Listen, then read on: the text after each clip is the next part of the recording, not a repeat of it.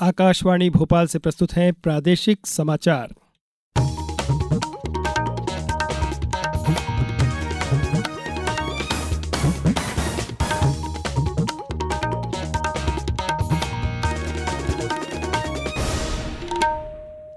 नमस्कार, समाचारों के साथ मैं नवनीत चौबे। सबसे पहले इस बुलेटिन के मुख्य समाचार। प्रधानमंत्री नरेंद्र मोदी कल प्रयाग महाकुंभ मेले के विकास कार्यों का करेंगे निरीक्षण। मुख्यमंत्री ने अलीराजपुर में सोंडवा माइक्रो उद्वहन सिंचाई परियोजना का किया भूमि पूजन। प्रसार भारती और हॉकी इंडिया के बीच हुआ समझौता। दूरदर्शन बना हॉकी इंडिया लीग का आधिकारिक प्रसारण भागीदार। और प्रदेश में शीतलहर से राहत नहीं, 29 जिलों के लिए शीतलहर और कोल्ड डे का अलर्ट जारी। अब समाचार विस्तार से। प्रधानमंत्री नरेंद्र मोदी कल संगम नगरी प्रयागराज का दौरा करेंगे। महाकुंभ की शुरुआत अगले साल 13 जनवरी से हो रही है। इस अवसर पर प्रधानमंत्री नरेंद्र मोदी लगभग 7,000 करोड़ रुपए की लागत से तैयार की गई महाकुंभ परियोजनाओं का लोकार्पण करेंगे। इन परियोजनाओं में प्रयागराज में बुनियादी ढांचे को बढ़ावा देने और निर्बाध आवागमन के लिए 10 नए फ्लाईओवर, स्थायी घाट और नदी के साथ बनाई गई सड़कें शामिल हैं। मुख्यमंत्री डॉक्टर मोहन यादव ने आज अलीराजपुर जिले के ग्राम छकतला में सोंडवा माइक्रो उद्वहन सिंचाई परियोजना का भूमि पूजन किया। 1700 करोड़ रुपए से अधिक की लागत से तैयार होने वाली इस परियोजना के माध्यम से जिले के 169 ग्रामों की 55,000 हेक्टेयर से अधिक भूमि सिंचित होगी एवं पीने के पानी की उपलब्धता बढ़ेगी। इस दौरान मुख्यमंत्री डॉक्टर यादव ने जल संसाधन विभाग, लोक सेवा यांत्रिकी विभाग सहित कई अन्य विभागों की योजनाओं का भूमि पूजन भी किया। इससे पहले मुख्यमंत्री जिले के ग्राम रिंगोल में श्री कृष्ण प्रणामी धर्म महोत्सव में भी शामिल हुए।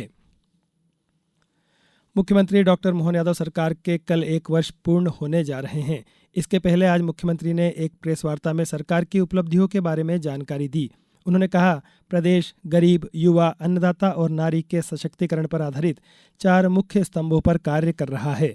मुख्यमंत्री ने कहा कि प्रदेश में औद्योगिक विकास के लिए नवाचारी पहल करते हुए रीजनल इंडस्ट्री कॉन्क्लेव और रोड शो के माध्यम से हर क्षेत्र के औद्योगिक विस्तार को बल दिया जा रहा है। उन्होंने बताया कि प्रधानमंत्री 25 दिसंबर को छतरपुर में केन बेतवा लिंक राष्ट्रीय परियोजना का शिलान्यास करने आ रहे हैं। साथ ही फरवरी 2025 में भोपाल में होने वाली ग्लोबल इन्वेस्टर समिट में भी प्रधानमंत्री आएंगे। मुख्यमंत्री ने कहा कि प्रदेश में कानून व्यवस्था को सुदृढ़ करने के लिए पहली बार ई वारंट और समन की व्यवस्था की गई है।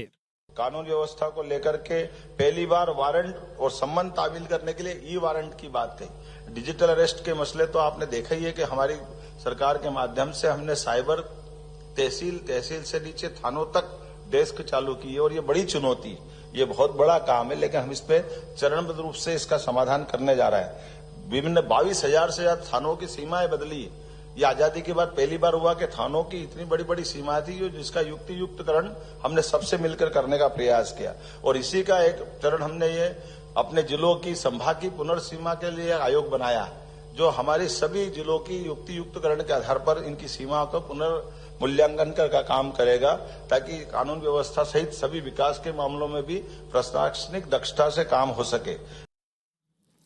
मुख्यमंत्री डॉक्टर मोहन यादव ने कहा है कि विवाद रहित ग्राम पंचायतों को 5-5 लाख रुपए दिए जाएंगे।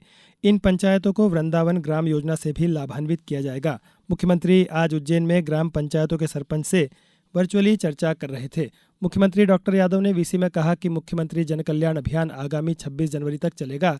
इसमें शासन की विभिन्न जन कल्याणकारी योजनाओं से ग्रामीण जनों को अवगत कराया जाएगा तथा हितग्राहियों को लाभान्वित किया जाएगा।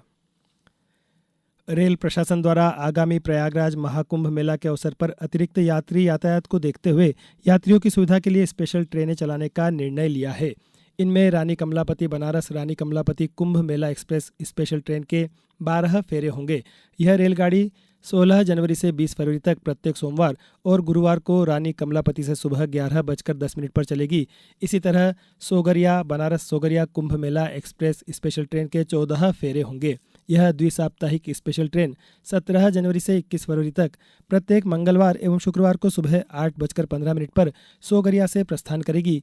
इन ट्रेनों के लिए रेल यात्री 14 दिसंबर से आरक्षण सुविधा का लाभ उठा सकते हैं। अब समाचारों में वक्त है एक ब्रेक का। ये समाचार आप आकाशवाणी मध्य प्रदेश से सुन रहे हैं। ये समाचार बुलेटिन YouTube पर Madhya Pradesh news All India Radio channel पर और फेसबुक साथ ही एक्स प्लेटफॉर्म पर AIR न्यूज भोपाल पर सुने जा सकते हैं। इसके अलावा आप हमारी वेबसाइट newsonair.gov.in पर अथवा न्यूज ऑन AIR ऐप पर भी समाचार सुन सकते हैं। ब्रेक के बाद समाचारों में एक बार फिर आपका स्वागत है। प्रधानमंत्री नरेंद्र मोदी ने आज जल जीवन मिशन की सराहना करते हुए कहा कि इस योजना ने विशेषकर ग्रामीण क्षेत्रों में महिलाओं को सशक्त बनाने में महत्वपूर्ण भूमिका निभाई है। एक सोशल मीडिया पोस्ट में प्रधानमंत्री ने कहा कि अपने दरवाजे पर स्वच्छ पानी के साथ महिलाएं अब कौशल विकास और आत्मनिर्भरता पर ध्यान केंद्रित कर सकती हैं। प्रसार भारती ने आगामी हॉकी इंडिया लीग का सीधा प्रसारण करने के लिए आज नई दिल्ली में हॉकी इंडिया के साथ एक समझौता ज्ञापन पर हस्ताक्षर किए हैं। इस समझौता ज्ञापन के साथ दूरदर्शन हॉकी इंडिया लीग 2024-25 के लिए आधिकारिक प्रसारण भागीदार बन गया है।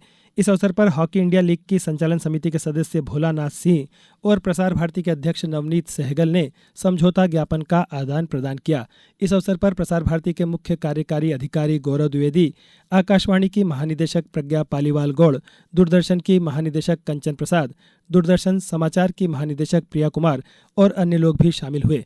प्रसार भारती के अध्यक्ष नवनीत सहगल ने बताया कि इससे हॉकी का ग्रामीण क्षेत्रों तक प्रसार होगा।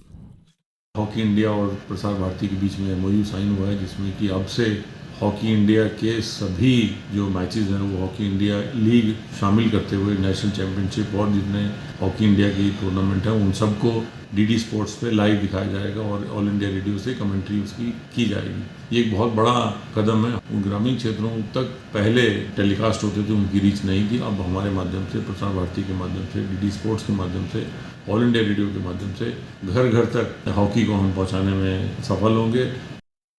अब बात मौसम की। प्रदेश में शीतलहर से राहत मिलती नहीं दिख रही है। मौसम विभाग ने 29 जिलों के लिए शीतलहर या कोल्ड डे के लिए येलो अलर्ट जारी किया है। भोपाल, राजगढ़, नीमच, कटनी सहित 9 जिलों में शीतलहर और कोल्ड डे होने का येलो अलर्ट है। वहीं नर्मदापुरम, मैहर, मंडला, बैतूल आदि 20 जिलों में शीतलहर का प्रकोप रहेगा। इस बीच आज शाजापुर, शहडोल, जबलपुर, कटनी जिले शीतलहर की चपेट में रहे। सबसे कम न्यूनतम तापमान शहडोल के कल्याणपुर में 3.1 डिग्री सेल्सियस रहा। वहीं भोपाल में न्यूनतम तापमान 6.8 डिग्री सेल्सियस दर्ज किया गया। पचमढ़ी, नौगांव और अमरकंटक में भी तापमान 4 डिग्री से नीचे बना हुआ है। मध्य प्रदेश में विकसित की गई ई-पंजीयन एवं ई-मुद्रांक इलेक्ट्रॉनिक प्रणाली का नवीन संस्करण 2.0 विकसित किया गया है। इससे नागरिकों को और बेहतर सुविधाएं प्रदान करने में मदद मिली है। संपदा 2.0 से कोई भी व्यक्ति अब घर बैठे निर्धारित दस्तावेजों का पंजीयन कर सकता है। इसके लिए विभागीय पोर्टल https://sampada.mpigr.gov.in पर कोई भी व्यक्ति स्वयं पंजीकृत होकर अपने दस्तावेज का पंजीयन अथवा ई-स्टाम्प जारी कर सकता है। अब कुछ समाचार संक्षेप में। गुना जिले में भारत सरकार की एडिप योजना अंतर्गत पूर्व चयनित दिव्यांगजनों को निःशुल्क सहायक उपकरण एवं कृत्रिम अंग वितरण शिविर का 18 से 22 दिसंबर तक नगरीय एवं जनपद पंचायत स्तर पर आयोजन किया जाएगा। अनूपपुर जिला आपूर्ति अधिकारी ने बताया कि खाद्य विभाग द्वारा नवंबर 2023 से प्रधानमंत्री गरीब कल्याण अन्न योजना के अंतर्गत कुल 1,35,619 पात्र परिवारों को प्रतिमाह निःशुल्क खाद्यान्न का वितरण किया जा रहा है। अशोकनगर जिले में 14 दिसंबर को नेशनल लोक अदालत का आयोजन किया जाएगा, जिसके व्यापक प्रचार प्रसार हेतु आज जिला न्यायाधीश प्रकाश चंद्र आर्य ने न्यायालय परिसर से बाइक रैली को हरी झंडी दिखाकर रवाना किया। और शिवपुरी में आज मध्य प्रदेश पिछड़ा वर्ग कल्याण आयोग के सदस्य ऋषि कुमार यादव ने जिलाधीश कार्यालय में अधिकारियों के साथ बैठक में पिछड़ा वर्ग एवं अल्पसंख्यक कल्याण विभाग की योजनाओं और हितग्राहियों को प्राप्त हो रहे लाभ की जानकारी ली। उन्होंने छात्रावास की व्यवस्थाओं के संबंध में भी निर्देश दिए। इस बुलेटिन में बस इतना ही। नमस्कार।